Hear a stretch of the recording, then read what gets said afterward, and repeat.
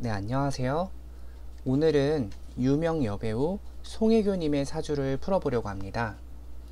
이미 여러 사주 전문가분들이 풀이를 정말 많이들 해두셨기 때문에 제 풀이는 그리 큰 의미가 없을 듯 합니다. 따라서 저는 제 공부 차원에서 큰 부담 없이 풀어보도록 하겠습니다. 우선 시간은 모르기 때문에 3주로 풀이하는 점 참고해 주세요. 이분은 해월에 태어난 간목입니다. 11월 말이면 춥죠. 추울 때 태어나신 데다 천간의 기토와 일지의 진토가 해수와 섞여서 흙탕물이 되고 있네요. 이렇게 이러한 흙탕물은 간목에게 좋은 양분으로 작용을 할 거예요. 하지만 춥습니다. 지금 이 사주에게 가장 필요한 것은 불입니다.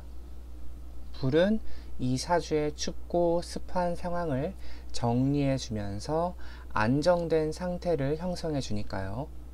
동시에 그런 불을 도와줄 나무도 괜찮게 작용을 합니다. 그래서 용희신은 화용신, 목희신이 되겠습니다. 그럼 이어서 대운을 한번 살펴볼게요. 5세의 경자대운은 이 수기운이 들어오기 때문에 아주 불리했습니다. 이게 자진합으로 신금도 끌고 오고 또 해자방합으로 축토도 끌고 오기 때문에 이게 최악이죠. 뭐 해자방합으로 오는 이 축토가 유축합으로 사화를 끌고 올 수도 있지만 뭐 그 가능성은 많이 낮습니다. 다만 너무 어릴 때는 부모님의 영향권 아래에 있기 때문에 그리 심각한 문제가 있진 않았을 것으로 생각을 합니다. 15세 신축 대운은 이게 유축합으로 사화라는 불을 끌고 오기 때문에 매우 유리하게 작용합니다. 또 사화는 해수랑 충돌을 하는데 이 사해충은 이동수 간의 충돌이므로 강력한 변화나 이동을 유발시킬 수 있고 또 인성과 식상의 충돌이 되므로 재능을 발휘하여 계약적인 부분에서 어떤 변화, 이동이 발생된다고 볼 수 있습니다. 또한 이 용신이 되는 불이 와서 그러한 상황들을 발생시키는 것이기 때문에 그 변화나 이동은 좀 유리한 형태로 작용한다고 보면 되겠네요. 이어서 25세 이민대운 또 계묘대운은 이게 목기운으로 흐르기 때문에 대체적으로 심각한 문제 없이 지나오셨을 것으로 봅니다. 다만 대운의 보호를 받더라도 세운에서 수기운이 올 때마다 역시 좀 문제가 발생됐을 것으로 보여지는데요.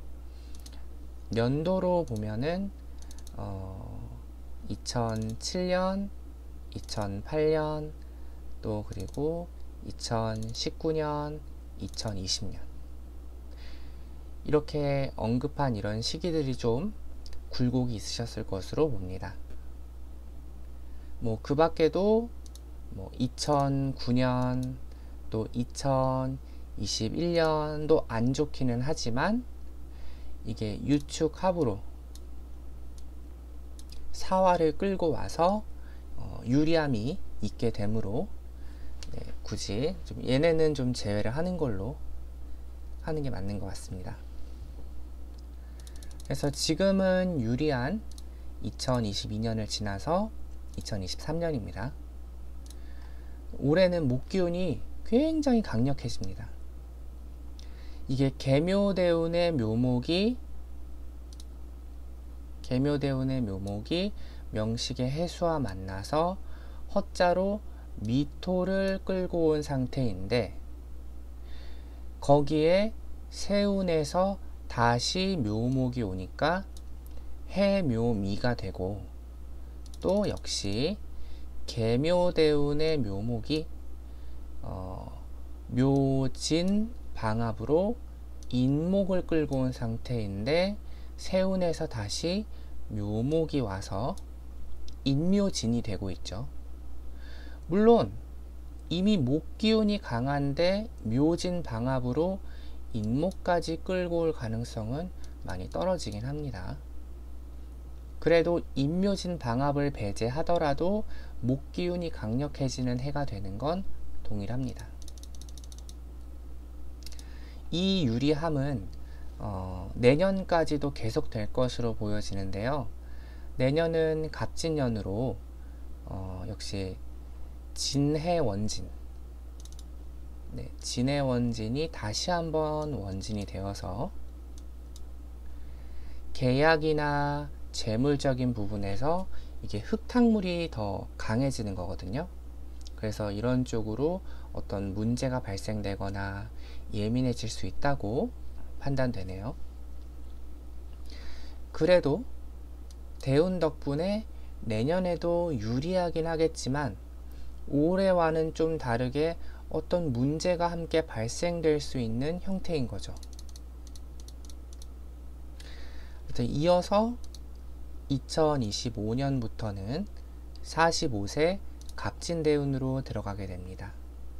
이 사주는 이 대운을 지날 때가 가장 힘들 것으로 보여져요. 이게 진해 원진이 다시 한번 원진이 되는 건 앞서 말씀드렸듯이 계약이나 재물적인 부분에서 어떤 문제가 발생되는 것으로도 볼 수 있는데, 이게 2024년처럼 1년 세운이 아니라 10년이라는 대운에 걸쳐서 오게 되므로 생각보다 그리 작은 문제는 아닐 것으로 보여집니다. 이후에 55세 을사대운부터 75세 정미대운까지는 운이 불기운으로 흐르므로 유리한 말년을 보내게 됩니다. 물론 55세 대운에서는 사유합으로 축토도 오는 등 어떤 배신수가 발생하지만 기본적으로 불기운이 작용하기 때문에 유리합니다. 대운풀이도 여기까지라고 마무리하고요. 이제 명식에 대해서 좀 추가적인 풀이를 하고 마치도록 하겠습니다. 일단 이게 갑진일주인데요. 갑진일주면은 이게 재물을 밑에 깔고 있고, 또 그게 진의 원진 등으로 그 재물이 계약적인 부분에서 흙탕물이 되고 있습니다. 그리고 진토와 해수 안에 을목, 간목으로 자신의 뿌리를 두고 있네요. 그런 상황에 그래서 이렇게 탁한 형태가 되면서 그 안에 재물이 뒤섞이면 부자가 될 가능성이 높습니다. 그리고 또 이렇게 흙탕물 사주 중에 미남, 미녀가 많다는 말이 있습니다. 그리고 사주 명식에 없는 것은 너무 절실하면 허자나 도충 등으로 끌고 올 수도 있습니다.